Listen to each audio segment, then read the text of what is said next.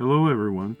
Today I'm going to do a quick review of this kit, the one from my last video, the AMT Cutaway Millennium Falcon. It's an old kit, it's not quite accurate, but I think it's going to be a lot of fun. Let's take a look.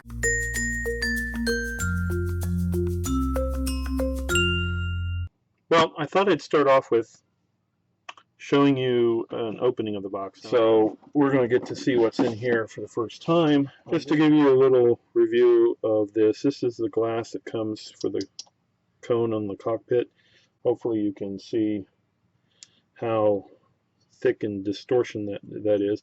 This is the back wall that comes with it better, but it looks more like a submarine door in the background than the back of the cockpit. Not for sure what this clear part is, although it's incredibly wavy and has huge ejection pin marks on it. This, I know what this is. This goes in an opening in front of the mandibles. I don't even know why it's there. It's not on the studio model.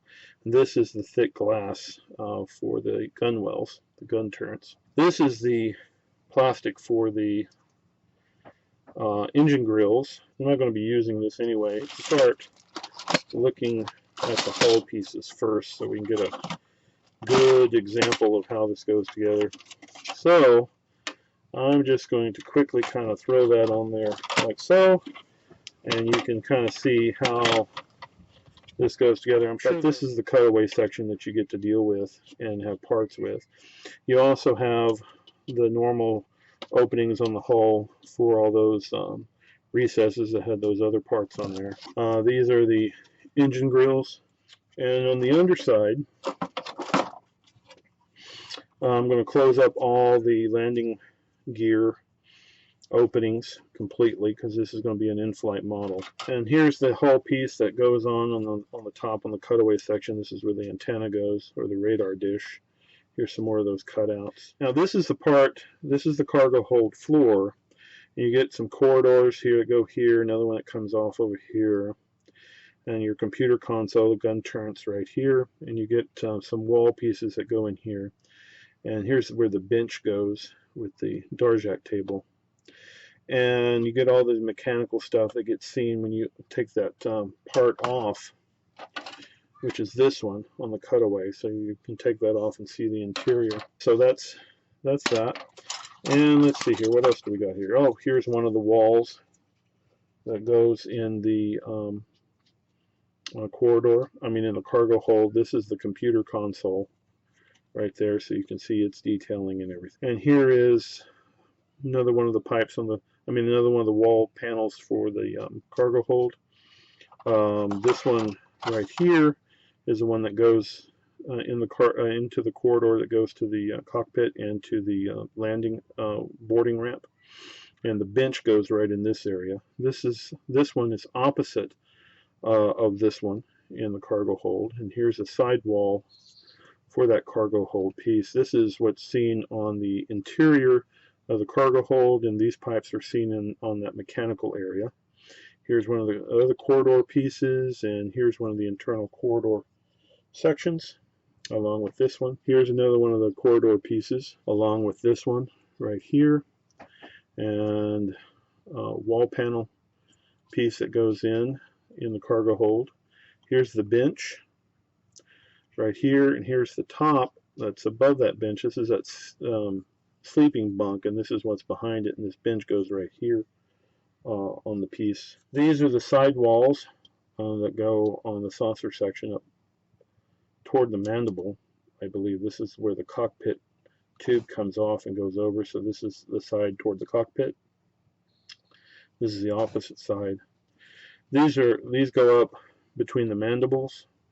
These I think go back toward the engines, and here's one of the flat sections that's in between the mandibles, the little clam section on there. And then you get what's supposed to be Chewbacca. I guess that's supposed to be Han Solo. His head looks like a pumpkin, and that should be Luke. There's a lot of flash on this sprue, and then they have separate arms. That's a joy given that scale. Here we have the details that go in the sections on the hull, the round openings on the hull where you put these mechanical pieces in. Here's some of the guns that go together. There should be 2 sets of those. And some parts on the gun mount. Let me flip this over. Here's one of the docking turrets, docking ports, the radar dish, the cone, which is incorrectly detailed and not shaped right. Here's one of those other pieces that go in that clam section on the mandible. This is stuff for the boarding ramp, which I'm not going to use, as well as these are the landing pads on the landing gear. I'm not going to be using those. I may use some of those for greeblies, cut them up. Here's some of the other inserts in the hull openings. One of the gunwale turrets, obviously. Don't know quite what these are for, but you know, with the more of the gun parts and everything, then you get parts falling off. But what just fell off is the cockpit seats, which you can see are just totally incorrectly shaped and really large for the cockpit. And then we have this sprue, which this is a hull detail part that I think goes on the underside back behind the engines, back behind the landing gear. This is the tube for the cockpit. This is all stuff related to the landing gear, which won't be used. These pins right here are important because they actually use some of these on putting the ship together. This is the cockpit floor right here, which those seats plug into it. Yeah, they plug in right here, and you can see how wrongly shaped and everything that is, and that's all you get on this model for the cockpit. And then these go on the front of the mandibles, you know, where the floodlights were, the headlights were. These are the detail parts that go in there. So that's a quick little review. Obviously you don't get any decals on the Falcon, even though there were decals on the 5-foot studio model, which is this model is patterned after, but there's none included in the kit. I'm going to really enjoy putting this pile of junk of styrene together. I think it's going to allow me to do some really interesting painting work that I don't get to do a lot of good weathering and stuff that I would love to do and I don't get to do a lot. A little scratch building, maybe getting some 3D parts printed up for it and everything. So I think it's going to be fun. I'm going to be able to light the thing, have it in flight mode, come up with an adjustable stand, maybe something cool for a base for it as well.